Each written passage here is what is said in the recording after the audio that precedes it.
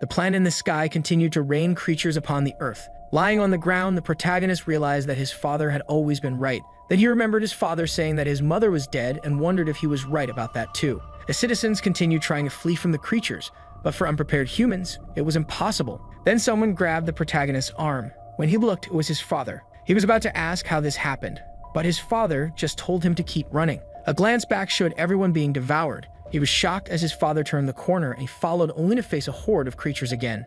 His father had already pulled him and told him to follow. Strangely, his father was moving against the fleeing crowd. Both were running towards a destroyed bridge. No matter which way he looked, the creatures were devouring people. A man in a cap yelled for them to run faster and a girl seemed confused. Behind them, the mass of creatures continued advancing. Meanwhile, his father and the protagonist were almost at the end of the bridge. The mass of monsters carried everyone who had already died. The protagonist warned his father that they were going to be caught, but his father told him to shut up and run. That was the only way they could get out of the city alive. Under the bridge, the mass of creatures was already absorbing everything. The protagonist looked back and told his father that they were being followed. That's when something stopped him. A creature behind a taxi managed to grab his foot.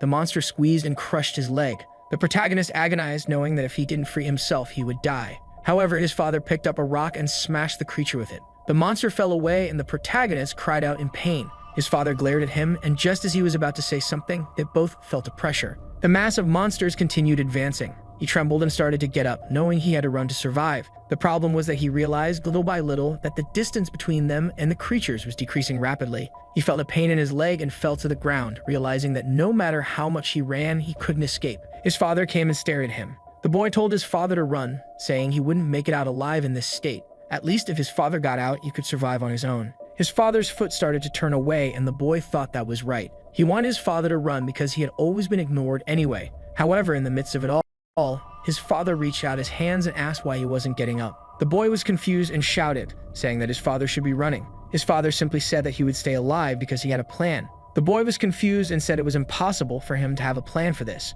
However, he saw that his father's expression hadn't changed. He paused for a second and remembered his father's expression when he was wrong. He knew that his father really had a plan, so he took his father's hands. His father pulled him up and told him to run. The boy asked his father if he didn't have a plan. That's when he noticed that his father had left something in his hand. His father just said there was no time and that he needed to escape now via the bridge. He started running again, saying he would obey. He weaved between cars and distanced himself. Then he noticed his shadow and looked back. The bridge's support had broken, and everything started to collapse. The passage that connected that side of the city to the other fell into the void. The protagonist wondered what had happened to his father. He stood still for a moment, questioning why this happened now. Remembering that his father said he would survive because he had a plan, he wondered if this was the plan. Now he had no idea why this happened. Why did his father go so far for him but also torture him his whole life? He fell on the bridge, questioning why his father did this in the end. He told himself he survived, but then for what? What was he surviving for? All the life he had been dreaming of on the surface disappeared. The calm life in a peaceful place and also the sole objective he had been carrying. He begins to cry, saying he wanted to ask. He sees his father and questions why he went so far to save him like this in the end. The father says nothing, and he demands his father to tell him what he is going to survive for in this apocalyptic world. He feels a handshake from his parents and turns around. It is then that he remembers the paper in his hand. Slowly, he opens his hand and sees what is there. However, the creature starts climbing the bridge. The protagonist gets startled and turns to run. However, his leg is still hurting and he ends up stopping. He leans on a pillar nearby and the creature trips. With that, the side of the bridge breaks and both fall rolling to the side. The boy slowly tries to get up, but the problem is that this leg can't take any more. The creature raises its head and he knows there is no way to escape that. He is really going to die like this. However, he sees a light at the end of it all. He believed there was nothing left. However, on the paper in his hand, he saw the message. His mother was alive and wanted to know why he only found out something like this now. The creature gets up and the protagonist slowly rises. He tells himself that he wants to keep living. He doesn't want to give up and will do everything possible to find his mother. The creature roars and he knows it is not possible to defeat it. However, he remembers his father saying that when the apocalypse began, humans wouldn't be able to survive. That's because they don't have enough power or knowledge to continue existing individually. And even if they get lucky in the first few days, eventually with the daily dangers, everyone will die. The creature advances and the protagonist doesn't know what to do. In the conversation, he asked his father what he was going to do then and how he was going to survive. If what he is saying is true, does that mean there's nothing he will do and he just has to accept death? The monster is about to land a punch on him when his father asks if he has forgotten everything he has learned. With that, he remembers all the training he has been doing. With that, he manages to dodge the punch at the last moment. The creature ends up on the other side and the protagonist can't believe he dodged. The monster comes again and gets scared. However, the father had already warned him that he was different from any ordinary human. The biggest difference between them and others was that he knew how to survive. With that, the protagonist focuses. The creature comes running and the father says that everything he has been learning until now, with all the training experience and all the survival wisdom,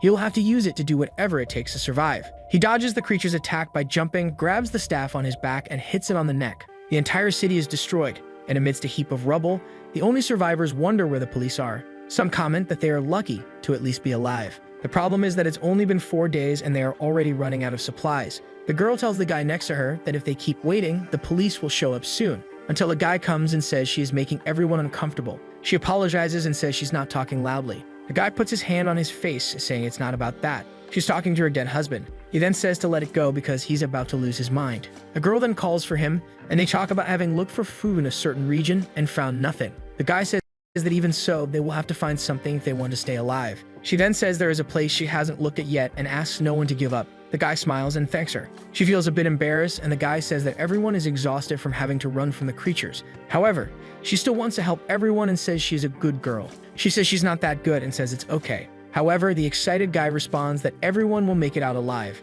She stands still, not knowing what to say, and after a while, she goes to talk to other people. She asks the redhead if they found food, and they look at each other. With that, she pulls out a piece of bread from the side and says they found this. The girl smiles, but when the woman opens it, she is confused and the two have already eaten. The blonde asks what they are doing since everyone said they would share. However, the redhead says she never agreed with that and it was something the others said. The blonde points out that they ate some of the shared food yesterday. The chubby-haired guy says he doesn't even remember that. The girl then warns that it's okay. She will report the two of them to everyone. The guy immediately stands up and asks why she doesn't try to do that. However, she will soon find out what will happen. The girl says it doesn't matter because she can run very fast. The guy laughs and approaches when suddenly a scream echoes. Everyone trembles and he asks his friend if it wasn't a creature. She turns around and says yes, but it came from far away, so they are fine. With that, he feels relieved and says it seems he was scared for nothing. However, looking to the side, he sees the girl covering her ears and trembling. He laughs, asking where her confidence went. How was she going to run if she was trembling so much?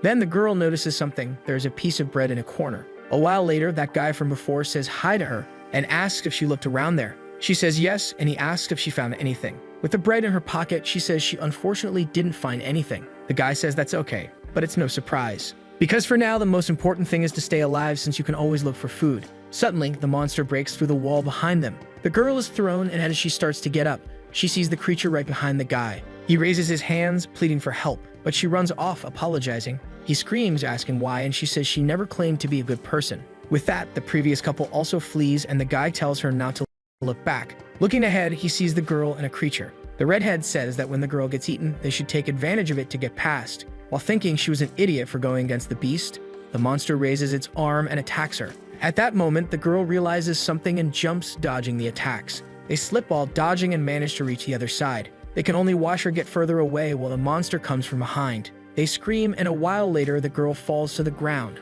wondering if she's finally safe. That's when she notices something beside her. The protagonist is there, standing and sleeping. She slaps him and he falls to the ground, continuing to snore. At that moment, she notices that he is alive, but on the other side of the pillar, a creature is approaching. She wonders if the beast heard them as the creature slowly passes by. She realizes the protagonist is exposed and pulls him by his shirt. The monster passes while he is still asleep. Once the monster is gone, she relaxes, finally having survived. Then she notices he is looking at her. She jumps back and he leaps to the other side, asking who she is and what she was trying to do. The girl is a bit confused, and the protagonist remembers that his father told him never to trust anyone. The only way to survive was by keeping others at a distance. The girl explains that she only hit him so the monster wouldn't see him. However, he keeps remembering his father saying not to trust anyone or he will be used and killed. Now he knows that if his father was right, he won't survive by getting close to people. He then asks how he could believe her. At that moment, his stomach growls and he collapses from hunger. The last time he ate was 5 days ago in the basement. He is already at his limit, and even with long breaks,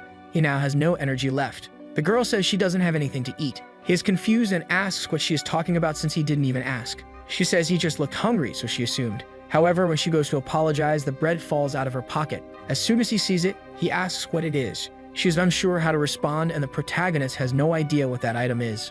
Strangely, his hunger seems to intensify when he looks at it. He asks if it's food, and she says no. He then remarks that he must have been wrong, and she retorts that it's ridiculous to think it's food. The girl thinks she has found the biggest idiot of all, who can't even recognize food. Unfortunately for her, the protagonist doesn't trust humans. She is puzzled, and he says he will never be fooled by a human's lies.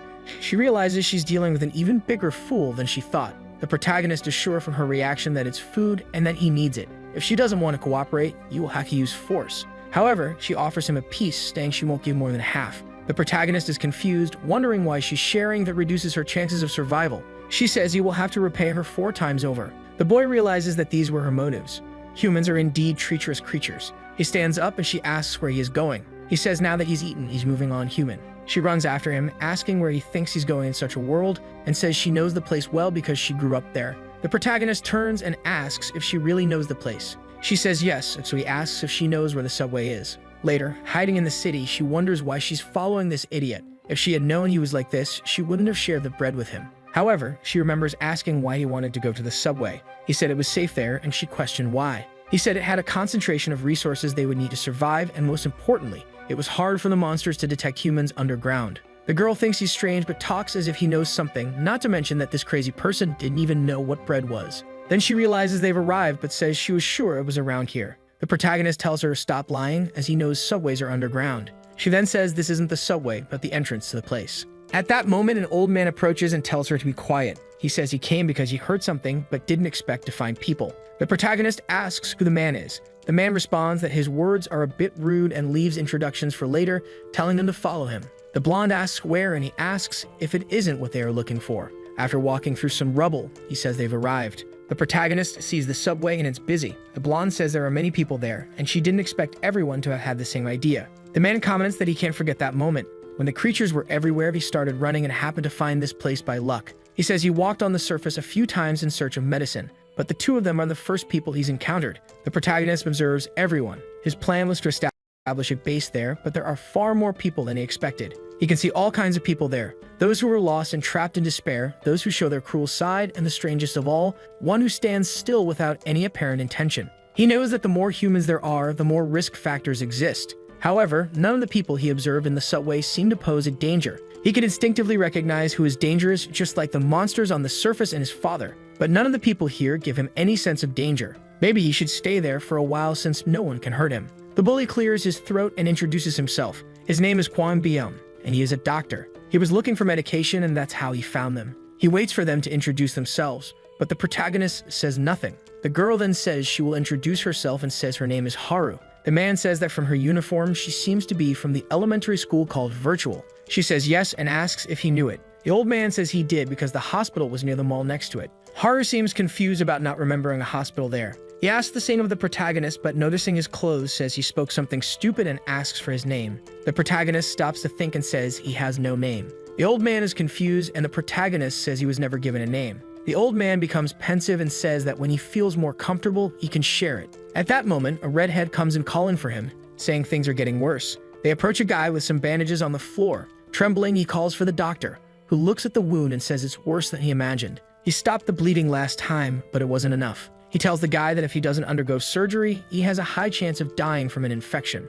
He opens his coat full of items and says they will have to disinfect it. The protagonist watches. He remembers reading once about doctors and something his father doesn't even know he knows. The job of treating humans for a price. However, money is useless in this apocalypse. So he asks the old man what he will receive for this treatment. Everyone looks back and the man seems a bit confused. The doctor then asks why he would have to receive anything. He is a doctor, and his job is to take care of those who are injured. He tells the guy not to worry as he rarely fails his surgery. The man hugs him, grateful for the help. The protagonist can leave a like on this video that helps Mamoru make more juicy content for his viewers. Activate the cheeky little bell, and I'm out.